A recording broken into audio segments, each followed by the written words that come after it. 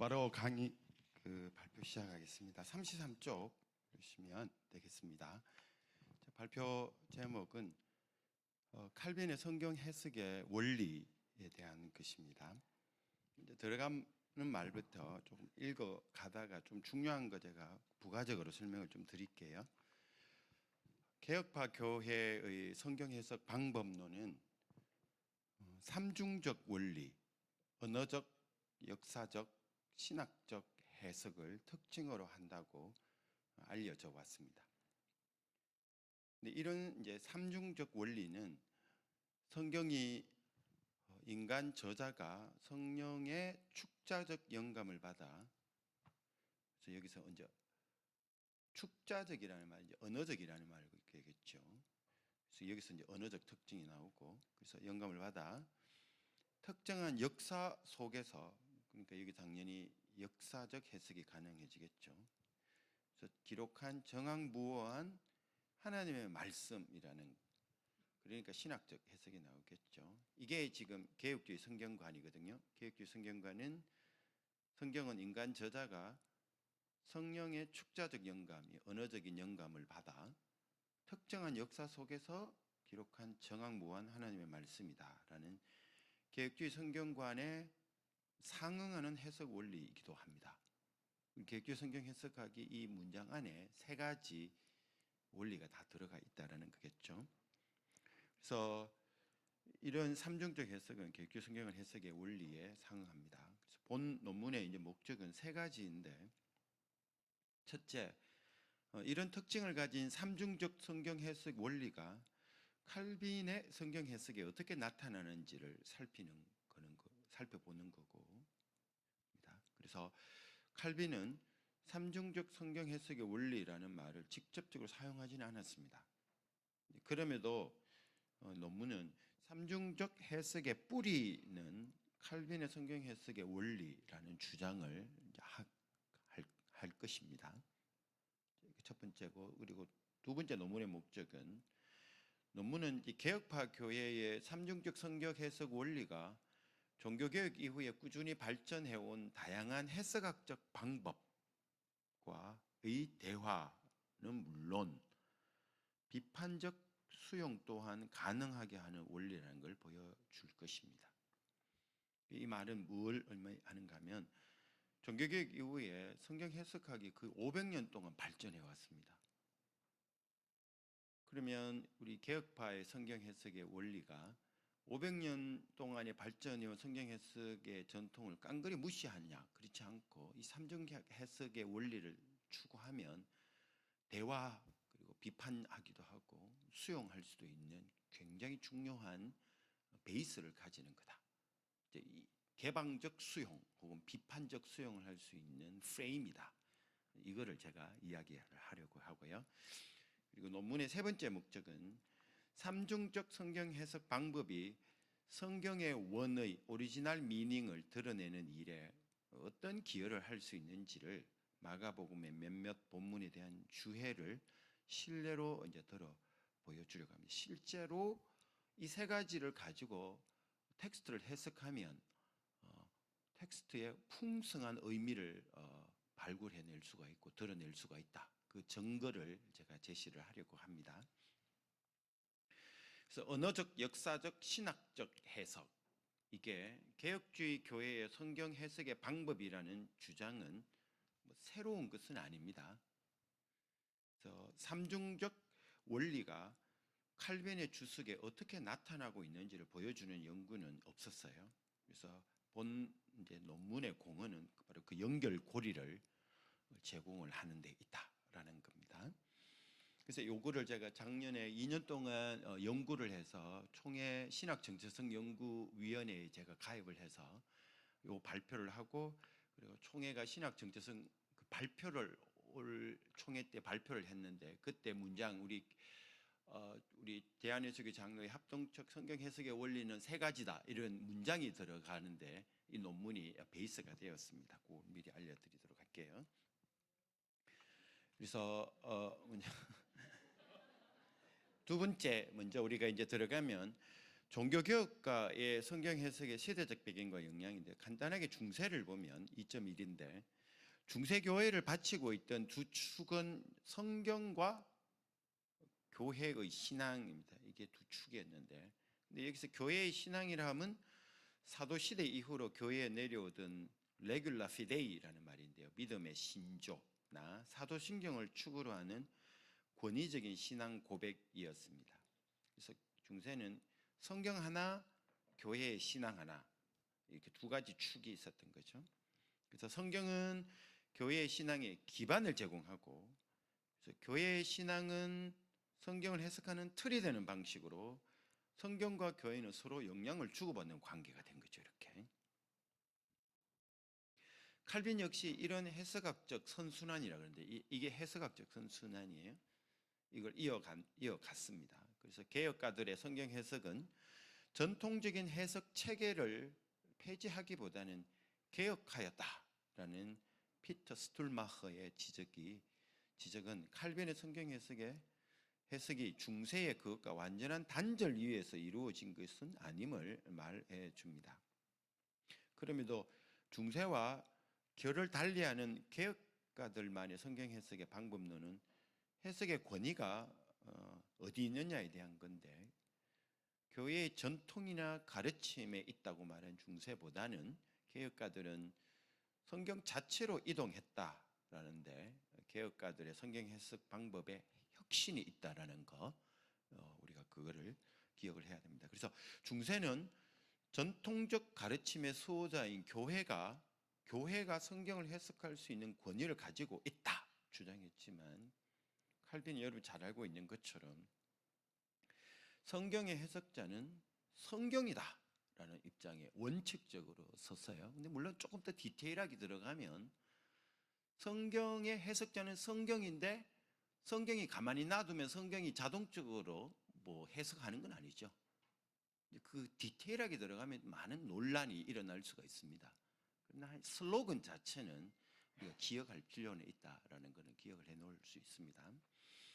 그래서 이런 입장은 성경 해석의 절대적 권위를 성경 자체에 두려는 시도의 일환이었다라는 것입니다. 그렇다고 칼빈이 교회의 전통적 가르침에 신조 무시했다 이렇게 말하면 안 됩니다. 이건 굉장히 오산입니다.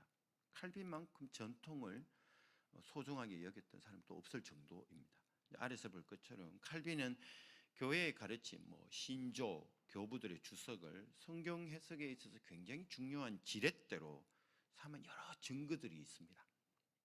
하지만 성경 해석의 출발은 성경이어야 된다라는 이 확고부동한 입장을 견지했다는 점에서 칼빈의 성경 해석은 개혁적이었다라는 것 분명히 합니다.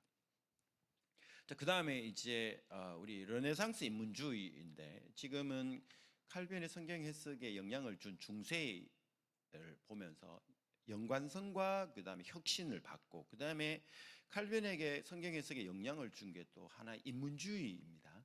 자, 한번 같이 볼게요. 재미있습니다. 이 부분이.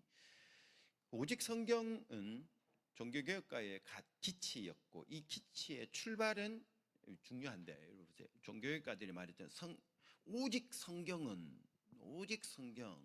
이런 종교개혁가의 기치 이 기치의 출발이 여러분 종교개혁가들이 창안한 슬로건이 아니에요. 르네상스 인문주의자들이 그 당시 어떤 슬로건을 했는가? 근원으로 돌아가자. 아드 폰테스라는 말이죠. 본래로 돌아가자. 근원으로 돌아가자. 바로 거기에서 시작되어진 슬로건입니다. 왜 그런지 한번 볼게요. 인문주의자들에게 돌아가야 할 근원은 바로 라틴어 고전과 히브리어와 헬라어 성경을 말합니다.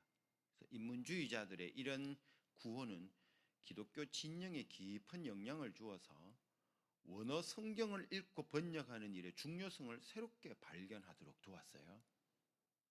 그래서 원전 성경 읽기는 당연히 원어에 대한 연구를 필요로 했기 때문에 많은 이들이 헬라어와 히브리어 문법 연구에 헌신했다. 그래서 종교개혁가들이 오직 성경 이렇게 말할 때 거기에 대해 함의하는 바는 오직 원어 성경 이렇게 말합니다. 라틴어 성경 이런 게 말고요. 원전으로 돌아가자. 원래의 성경으로 돌아가서 성경을 연구하자 이 이야기였어요. 근데 그게 원전이 바로 아드폰테스 르네상스 인문주의자들이 원래의 라틴어 고전으로 돌아가고 그리고 헬라어 히브리어로 성경을 읽자의 연관성 속에서 종교개혁가들이 그 이야기를 했다라는 거죠. 그래서 이제 원전 성경 읽기는 당연히 종교개혁가들 이전에도 인문주의자들의 기독교인 인문주의자들이 열심히 했던 게 원문 성경 읽기였어요. 그래서 종교개혁가들은 당연히 그 전통을 이어가는 거죠. 그래서 원전 성경 읽기는 당연히 원어에 대한 연구를 필요로 했기 때문에 많은 이들이 헬라어와 히브리어 문법 연구에 헌신했습니다. bin글리와 함께 스위스 개혁 운동에 참여한 콘라드 펠라킨은 히브리어 교재를 최초로 제작했고 요하네스 로이 클린 후에 루트와 bin글리와 멜랑톤에게 애용되고 비텐베르크 대학 교재로 채용된 히브리어 문법책을 제작했습니다. 무엇보다 로이 클린의 헬라어 지식은 그의 정조카인 멜랑톤에게 이어졌는데 멜랑톤은 루트에게 헬라어를 가르친 선생의 역할을 하기도 이렇게 했어요. 그러니까 인문주의자들이 열심히 언어 공부를 했는 겁니다. 문법 책을 만들었어요. 이제 그걸 가지고 이제 종교개혁가들이 원전으로 돌아갈 수 있는 기초를 닦은 거죠. 뭐 나머지도 쭉 보시면 되는데 그 밑에 한번 보십시다. 그리고 칼빈은 1557년에선 시편 주석의 서문에서 밝힌 급작스러운 회심을 하기 전에 법학과 인문학에 심취했습니다. 특히 그는 1532년에 세네카의 관용론 주석을 출판해서 유명한 인문주의자의 반열에 오르기도 했어요. 칼빈이 종교개혁가의 가르침으로 돌아선 후에 히브리어 구약 성경과 헬라어 신약 성경을 토대로 성경 주해를 진행한 것은 르네상스 인문주의의 근원으로 돌아가자는 기치에 영향을 받은 겁니다. 후에 살펴볼 것처럼 칼빈은 구약 성경을 주해할 때 히브리어 단어와 문체 그리고 책의 장르의 성격을 진지하게 고려했습니다. 굉장히 장르라는 말이 오늘 요즘에 유행하는 말인데 칼빈만큼 장르에 관심을 가졌던 종교개혁가들이 있을까 하는 정도예요. 시가, 내러티브가, 서신이가, 묵시가, 역사서가. 왜냐하면 그 장르가 의미를 바운드하거든요. 그걸 칼빈이 알았어요. 그래서 했고 이런 이제 주해 방식은 그가 회심 전에 체득한 인문주의적 학습의 영향이라고 볼 수가 있습니다. 하지만 이제 인문주의가 칼빈의 성경 해석에 끼친 영향은 원문 읽기 그 이상인데 그리스와 로마의 고전 문학을 읽을 때 르네상스 인문주의자들이 가진 목적은 저자의 원 의도를 발견하는 것입니다. 이런 경향은 칼빈에게서도 나타나요. 그 역시 독자의 관심을 성경에 투입하는 알레고리, 중세의 알레고리적 해석을 이제 배격하고 네가 읽고 싶은 거 성경에서 찾으려고 읽지 마라 이렇게 말해요. 그리고 뭐라고 말하는가 하면 칼빈이 성경의 원래 저자가 뭘 의미했는지 파악을 해라 이렇게 말하는데 이게 어디서 나오는가 하면은 인문주의자들의 그 텍스트 읽기예요.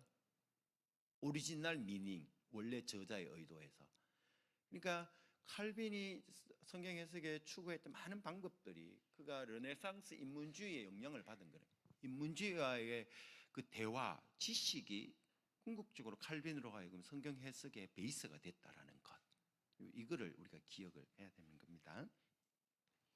그다음에 이제 두 개를 우리가 봤고 칼빈의 성경 해석을 볼 때 이제 두 가지의 백그라운드, 하나는 중세와의 연속성이 있고 단절이 있고 혹은 제 표현은 개혁이 있고 그리고 르네상스 인문주의가 칼빈의 성경 해석에 텍스트 해석에 굉장히 중요한 백그라운드를 제공했다라는 거 두 가지 배경을 이야기했고요. 이제 본격적으로 칼빈의 성경 해석 방법론으로 들어가 보면 중세 교회는 스콜라 철학의 해석 방법 네 가지 의미를 따라서 성경을 문자, 알레고리, 비유, 신비 뭐 이렇게 갈로도 참고하시면 되는데 이렇게 네 가지로 성경을 해석을 했거든요.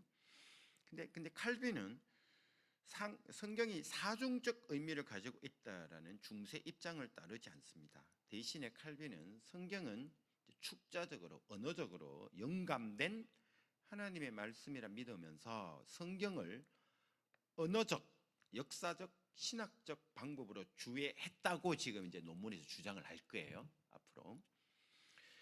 우리는 칼빈의 그 같은 성경 해석 방법이 그의 주석에 어떻게 사용되어지는지 이제 보여주려고 합니다. 뭐 그 다음에는 넘어가기 전에 보여주기에는 제가 말했던 게 뭔가 하면은 칼빈의 성경 해석에 연구한 여러 학자들이 칼빈의 성경 해석이 삼중적이다라는 용어를 잘 안 써요. 예를 들면은 안토니 R 크로스는 7가지 칼빈 성경 해석 방법을 제시를 하고, 그리고 둘째로 권성수 박사 같은 경우는 3가지를 이야기하는데 또 이 삼중적 용어를 쓰지는 또 않습니다. 그리고 신현윤 교수님 역시도 칼빈의 성경 해석은 4가지 정도로 요약을 했는데, 그런데 제 요지는 뭔가 하면은 뭐 안토니 크로스가 말했던 7가지나 권성수 목사님이 이야기했던 3가지나 아니면 신현희 교수님이 말했던 4가지나 전부 다 삼중적 해석 방법이라는 틀 안에 다 포함되어질 수 있는 거다. 그거를 제가 주장을 했죠. 그러면 뭐 7가지를 쓰지 뭐 하려고 자꾸 3가지 그 수고하냐 이렇게 말할 수 있겠죠. 하지만 구체적으로 이 3가지 삼중적 해석이라는 범주로 칼빈의 성경 해석을 압축을 하려 하는 이유가 뭔가 하면 개혁주의 성경 해석관에 일치하는 방법이 삼중적 해석이에요. 왜냐하면 개혁주의 성경 해석관이 뭐냐 하면은 하나님이 언어적으로 인간의 언어를 사용해서 역사 속에서 기록되어진 하나님의 말씀이 성경이다라는 거죠. 그럼 이게 3가지 안에 바로 삼중적 해석이 다 포함되어 있기 때문에 집착을 하는 거다 말입니다. 자, 그러면 칼빈의 성경 해석의 첫 번째 언어적 해석인데, 칼빈의 성경 주석을 제가 직접 우리 도서관 2층에서 몇 개월 동안 찾고 분석을 한 결과로 칼빈의 언어적 해석을 보시면 첫 번째 원어에 대한 관심, 그 다음에 칼빈은 문맥에 대한 관심, 그리고 문법, 문체, 스타일 있죠. 스타일에 대한 관심을 굉장히 많이 가졌어요. 성경을 해석할 때 항상 원어, 그 다음에 문맥, 그 다음에 문법, 그 다음에 문체에 대한 이 범주를 항상 가지고 텍스트를 읽어 나가세요. 그걸 지금 여기서 이야기를 했는데, 우리 그 38쪽으로 한번 넘어가 볼까요? 세 번째 단락에 칼빈의 언어적 주의에는 4가지 특징을 가지는데, 첫째, 칼빈은 원어를 바탕으로 오리지널 랭귀지, 그러니까 원어를 바탕으로 원의 오리지널 미닝을 발견하는 걸 주의 목적으로 삼았어요. 오리지널 랭귀지를 가지고 오리지널 미닝을 찾아야 된다. 이게 칼빈의 첫 번째 주의 목적이었습니다. 그래서 칼빈에게 있어서 성경으로 돌아가자라는 말은 원으로 돌아가서 성경이 원래 말하던 바가 뭔가를 한번 들어보자 이 말이었어요. 만들지 말고 발견하자 이 말이었어요. inventing이 아니라 finding. 이제 그렇게 하려면 매체가 있어야 되는데 그게 바로 오리지널 랭귀지라는 겁니다. 예컨대 요한복음 1장 16절 주에서 칼빈은 어거스틴의 성경 해석을 반박하면서 이렇게 말해요. 어거스틴이 성경을 이렇게 말해요. 요한복음 1장 16절을 은혜 위에 은혜를, 우리가 그의 충만한 데서 받으니 은혜 위에 은혜르라. 이걸 어거스틴이 어떻게 해석을 했는가 하면, 하나님이 지금까지 주신 은혜 위에 영생을 더하여 주신 거다, 뭐 이렇게 해석을 해요. 은혜 위에 은혜라는 말, 첫 번째는 은혜고 그 다음에는 두 번째 은혜는 영생으로 이렇게 해석을 해요.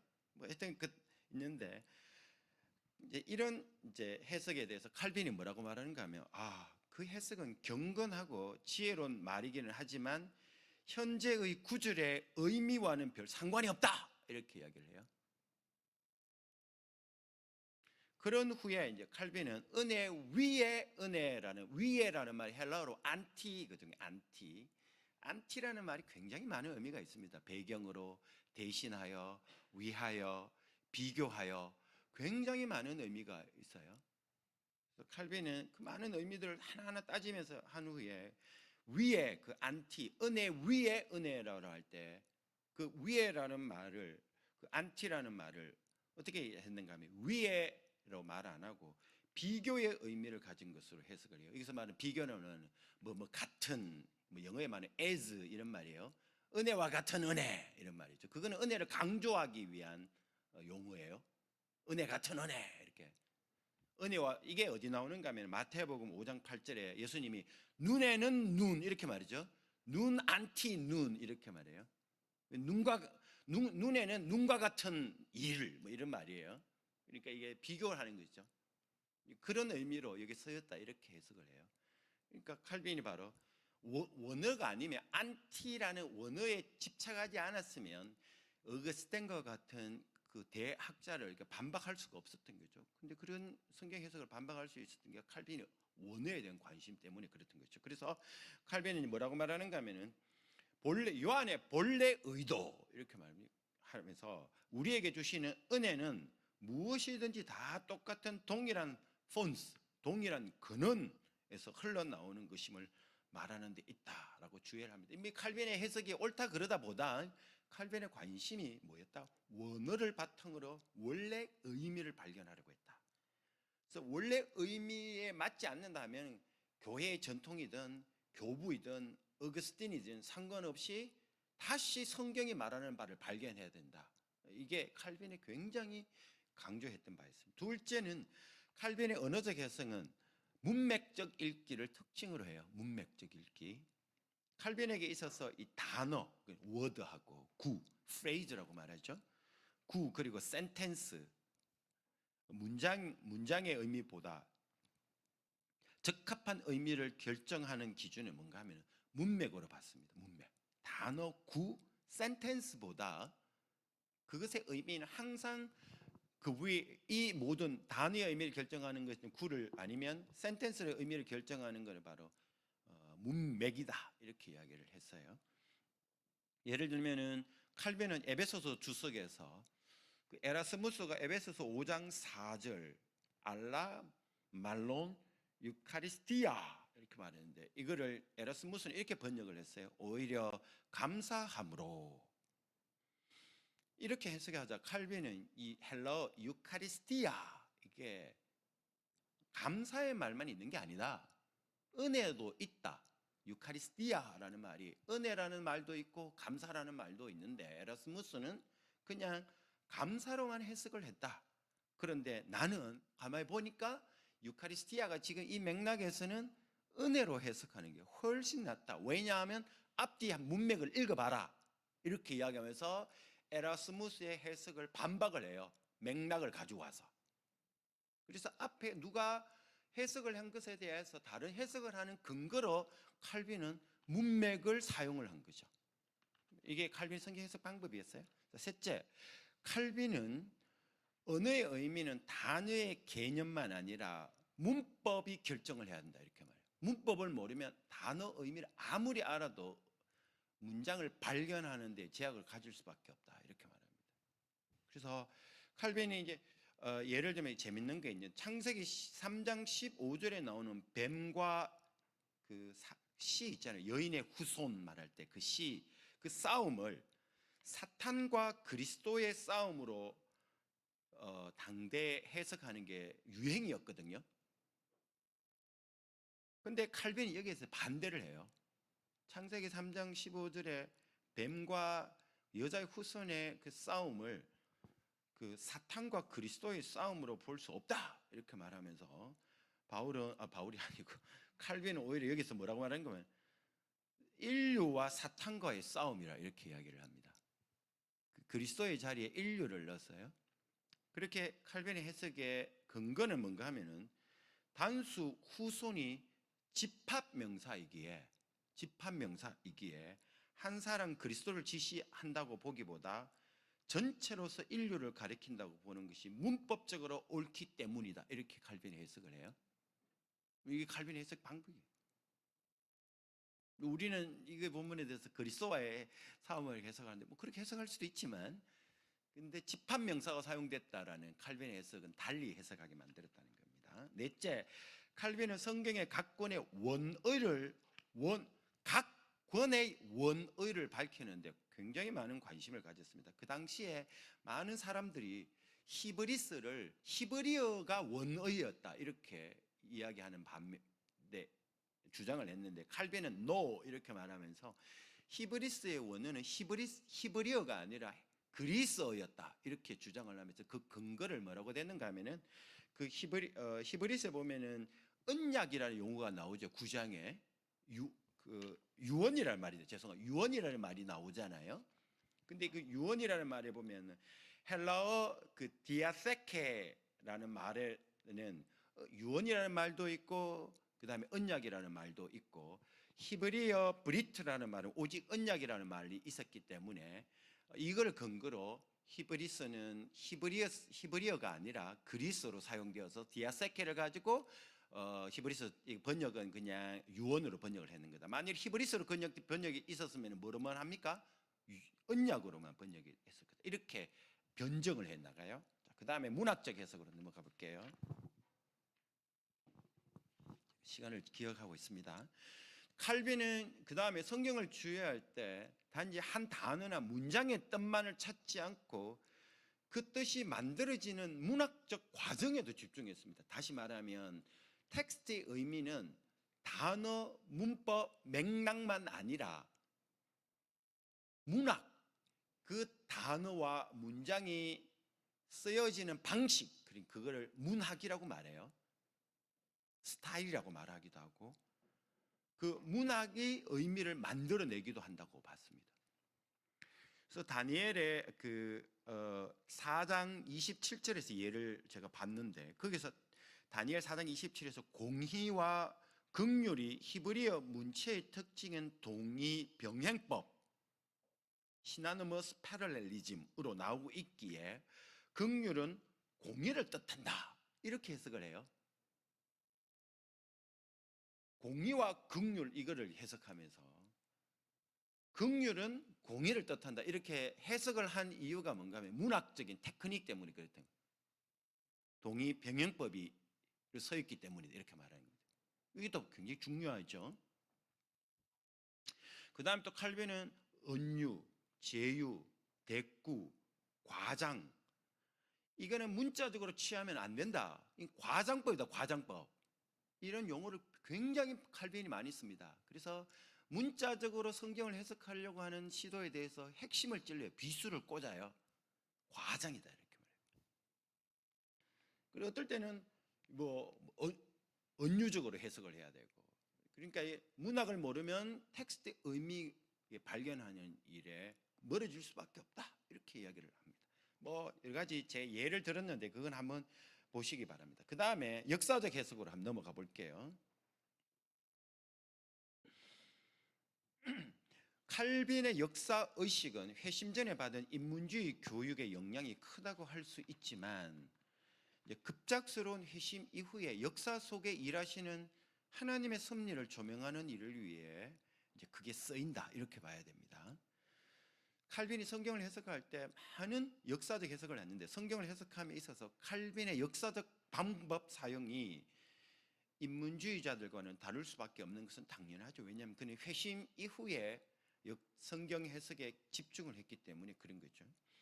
인문주의자들은 역사를 하나의 자연적인 혹은 독립적인 현상으로 보았던 반면에 칼빈은 하나님의 섭리하에서 펼쳐지는 사건의 집합으로 이해했던 까닭입니다. 그래서 하나님은 인간의 역사, 그러니까 시간, 공간, 사건, 어떤 사건이 어떤 시간 속에 어떤 공간 속에서 일어났는지를 보는 게 역사적 시각이라 그래요. 근데 칼빈은 하나님은 인간의 역사를 시작하신 분으로서 그 역사 속에서 자신을 계시하셨고, 성경은 하나님의 그 같은 계시를 기록한 책이기에 하나님의 계시를 알기 위해서는 역사에 대한 이해가 필요하다. 이게 칼빈이 계속 이야기하는 바입니다. 그래서 에스겔 17장 1, 2절을 주석할 때 칼빈의 말인데 이렇게 말해요. 예언자의 담화는 역사에 대한 지식이 없으면 이해가 불가능하다고 한 것은 결코 지나가는 말로 한 게 아닙니다. 칼빈이 역사의식이 있었어요. 항상 시간, 공간, 그 속에서 일어난 사건의 의미를 발견하려고 한 겁니다. 그래서 칼빈에 있어서 역사적 접근은 저자와 독자의 상황, 그 다음에 성경 각군이 기록된 사회문화적 상황, 그것과 함께 각 단어와 문장의 의미를 저자가 처한 역사적 문화적 상황에서 이해하는 것을 포함했다, 이렇게 봐야 돼요. 한번 첫 번째 볼까요? 타이틀만 볼게요. 저자와 관련된 칼빈의 역사적 의식을 우리가 한번 보면 이건 시간상 좀 넘어가야 될 것 같아요. 우리가 조금 재밌는 거는 그 밑에 거 한번 보십시다. 셋째 한번 내려와 보세요. 칼빈의 역사적 해석이 하나 있는데 칼빈은 단어와 어구의 문장을 설명하기 위해서도 역사적 지리학적 배경을 사용하는데 시편 7위에 사자같이 나를 찍고 뜯는 자를 사울의 친척 중에 한 사람인 구시 사람으로 해석합니다. 해석할 때는 다윗이 사울에게 위협을 받고 있었다는 정보를 가져서 이런 믿음은 칼빈으로 하여금 본문 주석 시 유대 역사와 문화 그리고 그리스 로마의 역사와 문화 그리고 지식을 가능한 탐구자로 탐구하고자 활동을 했는 거죠. 그러니까 시편에 나오는 단어의 의미를 시편 말고 사무엘 상하에 나오는 역사적인 상황을 가지고 시편에 나오는 본문의 의미를 파악을 하려고 했다라는 게 요지였고, 또 하나 고린도전서 11장 14절에서 남자가 긴 머리를 가지는 것이 부끄러운 일이라는 바울의 가르침을 해석하면서도 칼빈은 고대 헬라 사회에서 남자의 머리 길이를 말하되 계속 남자의 머리 길이를 이야기를 하면서 이렇게 또 말해요. 아프리카누스 장로 이전에는 이발사가 없었다, 이렇게 이야기를 하고, 그래서 머리 길이를 마음대로 조정할 수가 없었다, 이런 이야기를 좀 하고, 그 다음에 바울 당시 헬라 사람들은 긴 머리는 남성다움과 거리가 먼 것으로 이해했다는 역사 문화적 지식을 배경으로 제공을 하기도 합니다. 다른 이야기도 또 많이 하지만 시간 좀 넘어가고, 그 다음에 그 뒤쪽으로 한번 넘어가 보실까요? 42쪽에 보시면 제가 대충 한번 자료를 찾아봤는데 위에서 한 5, 6번째 보십시오. 칼빈의 역사적 자료 사용은 성경에 등장하는 역사적 사건만 아니라 성경 외적인 역사와 언어적 자료를 포함했는데, 칼빈이 인용한 자료는 요세푸스, 피타고라스, 키게로, 플리니, 호머, 호레이스, 주브날, 세네카, 퀸틀리안, 버질, 수에토니우스, 타키투스, 제노폰, 오비드, 아리스토파네스, 에피쿠레스 등 많은 사상들을 당시 그리스 로마나 이런 역사적인 자료를 가져와서 성경을 해석했다는 겁니다. 마지막 신약적 해석은, 자, 한번 보십시다. 언어적 역사적 방법과는 달리 신학적 해석은 그 정의가 다소 애매해 보일 수 있는데, 어떤 점에서 신학적 해석은 성경 해석의 전제, 신앙과 성경의 영감처럼 이해될 수도 있습니다. 하지만 종교개혁가와 칼빈에게 신학적 해석은 애매하지가 않았습니다. 성경을 해석할 때 신학적으로 해석해야 된다, 이렇게 말할 때 칼빈이 의미했던 바를 우리는 보려고 하는데, 루터에게는 기독론과 이신칭의가 성경을 읽는 하나의 틀이 되었고, 칼빈 역시 비록 신학적 해석의 사용 정도에 있어서 루터와 차이는 있지만 그리스도와 이신칭의가 성경을 읽는 하나의 틀로 사용했다는 게 틀림없는 사실입니다. 자, 정리하면 이렇습니다. 루터가 전체 신약과 구약 성경을 읽을 때 신학적 해석을 시도할 때 루터가 말하는 신학은 뭔가 하면 성경에는 복음 중에 복음이 있다, 이렇게 말해요. 그 말은 뭔가 하면 복음 중에 복음은 이신칭의의 복음이에요. 그러니까 복음 중에 복음을 발견했으면 나머지 복음, 다른 모든 성경은 복음 중에 복음으로 해석해야 된다.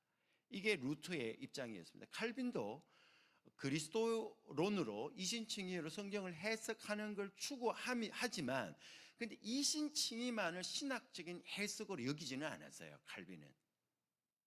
그래서 루터는 모든 성경 본문에서 그리스도를 발견해야 된다고 말하지만 칼빈도 그 입장을 따라가지만 그것만을 추구하지는 않았습니다. 칼빈은 역사적, 문학적, 그리고 여러 가지 배경, 지리적 이런 다양한 의미를 발견하려고 했고 성경 저자의 의도를 발견하려고 했고, 칼빈이 말하고 있던 신학적 해석은 고대 전통에 말하는 니케아 신조라든지 신조들의 여러 가지 신조적인 해석, 그것들도 가지고 와서 성경을 그곳에서 발견하는 시도를 했다라는 것입니다.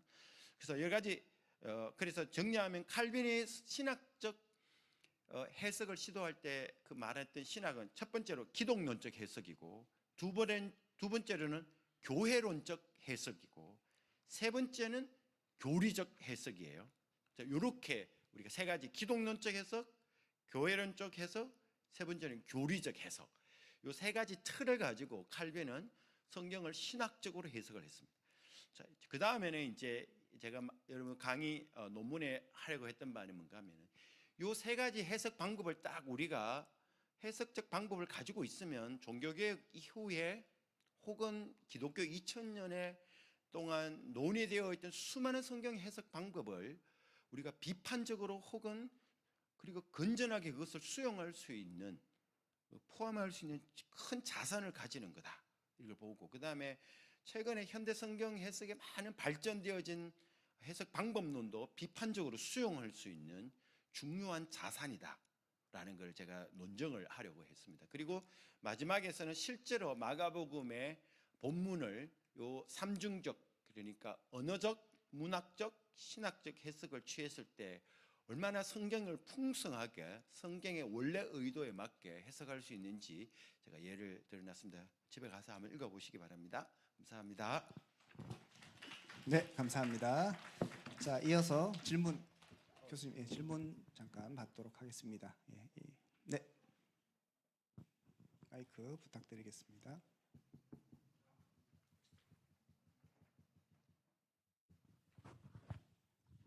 네, 2학년의 안홍균 전도사입니다. 성경 해석에 문제가 있어가지고 이런 결과가 나온다고 저는 생각을 하는데, 우리 합동 측하고 통합 측하고 그 여성 안수에 대해서 완전히 다릅니다. 그리고 최근에 또 우리 총회에서 여성 강도사를 허용을 했다가 바로 또 취소가 됐잖아요. 그러니까 요런 이게 성경 해석을 어떻게 하느냐에 따라서 뭐 시행을 하고 안 하고 이렇게 되는 거로 저는 생각을 하는데, 그러면 우리 합동 측은 어떻게 성경을 해석해서 여성 안수를 안 하는지, 그럼 통합은 어떻게 해석을 해서 여성 안수를 하는지, 그거가 되게 궁금합니다. 아주 궁금해하는 마음은 아주 충분히 이해가 되어집니다. 제가 지금 좀 한 가지를 좀 읽었으면 좋겠는데, 간단하게 여러분들 그 논문집을 보시면은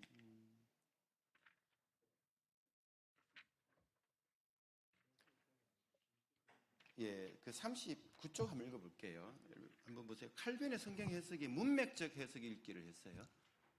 칼빈의 성경 해석이 문맥적 성경 읽기에 그 여성에 대한 입장이 여기 나와서 제가 아마 참고가 될 것 같아요. 한번 읽어볼게요.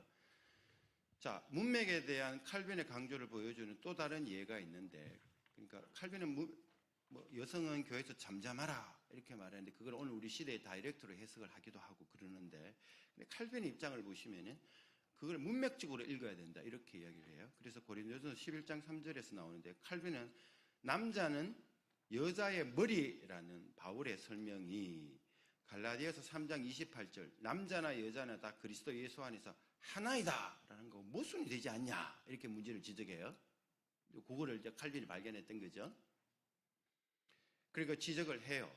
그리고 이런 차이는 이제 칼빈이 어떻게 해석했는가 하면은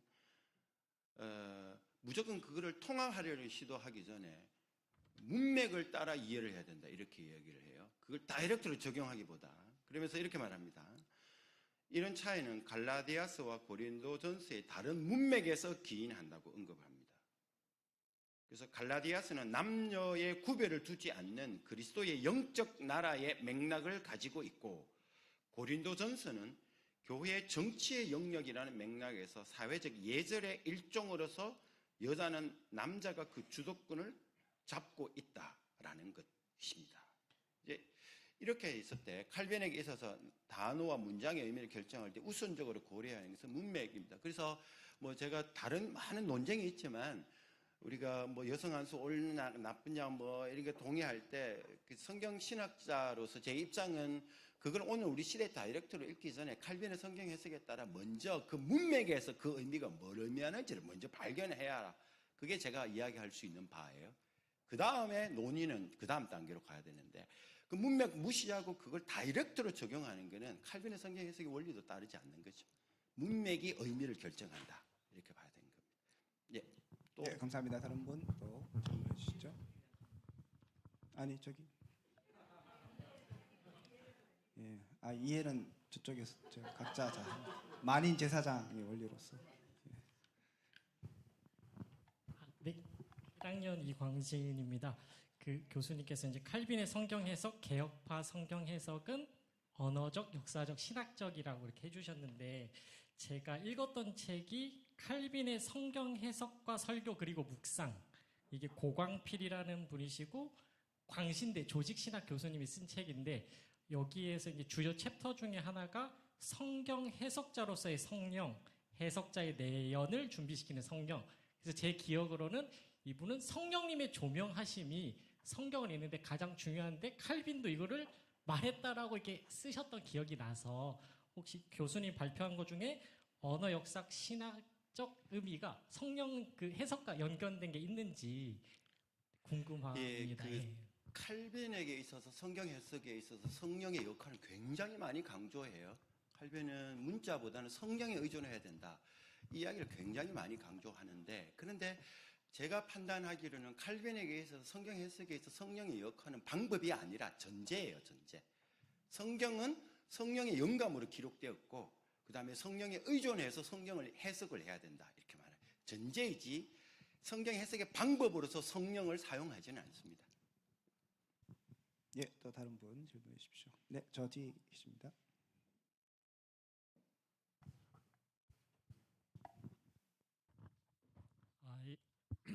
예, 1학년 이한일입니다. 조금 전에 이광진 전도사께서 질문하신 거와 같은 맥락인데, 교수님 말씀하시는 그 성경 해석 방법이 교수님도 전제로 말씀하신 게 인문학적인 접근처럼 보여서 오히려 성경을 성경으로 해석해야 된다는 그 본래의 의미가 좀 퇴색되지 않나. 왜냐하면 조금 전에 그러니까 성경이 가진 어떤 신비함, 하나님의 말씀이 아니고 자칫하면 인문학적인 그런 이렇게 역사적인 접근, 원학적인 접근이 돼버리면 인문학적으로 마태복음이라는 게 마태라는 그저 이렇게 사도가 쓰는 그 책에 불과한 거지, 이건 하나님이 주신 말씀이 아니지 않냐, 이런 거하고 좀 저는 맞물릴 것 같은데 어떻게 생각하십니까? 네, 그렇죠. 칼빈도 그 고민을 했는 흔적을 발견했는데, 칼빈에게 있어서 그 성경을 해석할 때 가지고 있었던 태도는 역사적이나 언어적 해석, 예를 들면은 과장법이다, 언유법의 여기에 사용되어졌다라고 해석을 하면 하나님의 말씀을 인간적 그 도구로 전락을 했다, 이런 시도는 없었어요. 왜냐하면 칼빈의 큰 전제는 뭔가 하면 성령님께서 혹은 하나님이 하시는 말씀의 방법이 언어와 역사를 통해서 하니까 하나님은 항상 인간의 언어로 역사 속에서 말씀을 하셨어요. 그러니 하나님의 뜻을 알아가려면 역사 속에서 언어를 통해서 접근해야 돼. 이거는 칼빈이 계속 추구했던 하나의 방식이었습니다. 그런데 이제 거기서 다른 일반 해석과의 차이는 뭔가 하면 마지막 세 번째 칼빈이 이야기했던 신학적 해석이죠. 그리고 칼빈은 성경은 하나님의 말씀이고 하나님의 계시의 책이니, 그렇게 언어나 역사를 통해서 발견하는 메시지가 뭔가, 그거는 하나님의 계시다라는 거죠.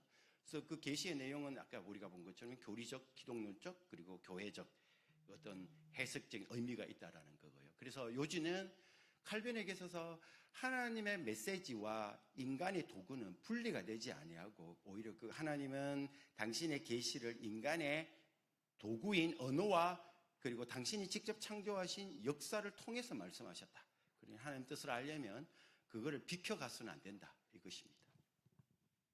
네, 자 마지막 한 그리고 분만. 그걸 비켜가려는 모든 시도는 극단으로 빠져요. 신비로 빠지고 예를 들면은 언어 없이 문법 없이 역사 없이 하나님 성령만 의지해서 나는 여기서 교리를 발견하겠다. 그러는 순간에 그 의미가 원래 의미인지 어떻게 네가 아냐라고 말하면은 여러분 거기서 이제 아주 이상한 해석이 나와도 성령님이 조명해줬다 그러면은 그게 근거가 뭘까요? 이렇게 말하면 굉장히 이제 빠지게 돼요. 그런데 또 다르게 하나님의 계시는 배제하고 언어와 역사만 가지고 해석하면 또 거기서 발견하는 것은 인간의 메시지밖에 또 되지 않으니까. 그래서 항상 이거는 이게 포괄을 해야 돼요. 세 개는 같이 가야 됩니다. 마지막으로 질문 받겠습니다. 그래서 이제 실제적인 고민이 그 아까 39페이지에 보면 그 켈빈이 그 사탄과의 싸움이 인류와의 싸움이라고 했는데 그게 이제 틀린 건 아니지만 사실 실제적으로 저희가 그거 예를 들어서 그 성도들한테 얘기할 때 무리가 갈 수 있는 그런 측면이 있는데 저희가 그 켈빈의 개혁주의를 보지만 그게 이제 많은 그 시간이 지나가지고 약간 부분적으로 무리되는 점들이 있는데 그런 것들을 우리는 개혁주의니까 켈빈주의로 간다 그렇게 하지만 그런 것들이 나왔을 때 우리가 그걸 어떻게 설명해 줘야 되는가 그런 거에 대한 고민이 좀 있는데 그걸 어떻게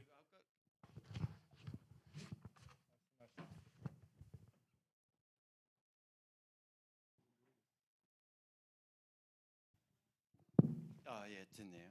실전적인 고민에서 문법적으로 해석을 하다 보면은 전통적으로 교회에서 해석해 오던가 하고 좀 다른 게 많으니까 실전적인 측면에서 고민이 된다 이 말씀이시죠? 네. 이 말씀 아주 좋은 지적하셨어요. 그래서 요 뒤에 제 칼빈이 창세기 3장 15절을 해석하면서 그 고민에 대한 답을 줬어요. 한번 제가 읽어볼게요.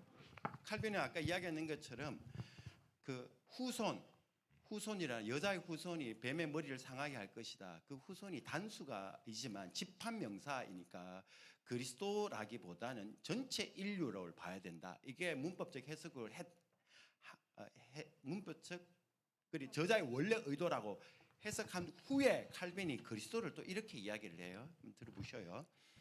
물론 칼빈은 3장 15절에서 그리스도를 이야기를 또 해요. 우리는 승리자를 찾기 위해 필연적으로 한 사람의 우두머리를 생각해야 하고 그래서 사도 바울은 그리스도에게로 우리를 인도한다.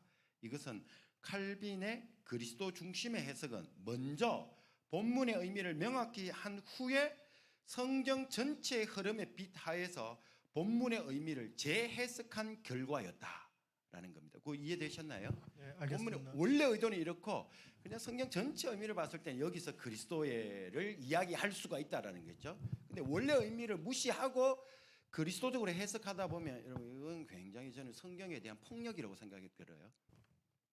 알겠습니다. 네, 감사합니다. 좋은 발표해 주신 박유만 교수님께 다시 한번 박수 드리도록 하겠습니다. 감사합니다. 자, 광고 말씀 드리겠습니다. 말씀드렸던 것처럼 나가실 때 책 한 권